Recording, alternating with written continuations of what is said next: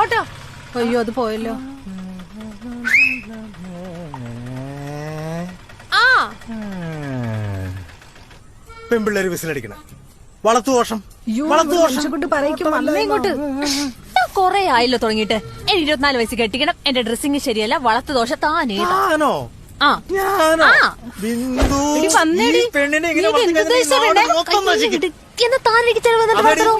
എന്റെ വീട്ടിൽ കാട്ടുകുതിര പോയി വണ്ടി കയറി.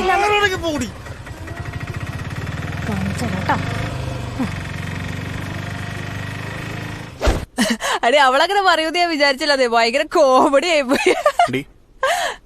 എന്താ പിള്ളേരെ പോലെ മൈത്തി സംസാരിച്ചു പഠിക്കും. ഓർത്തു വെച്ചോ.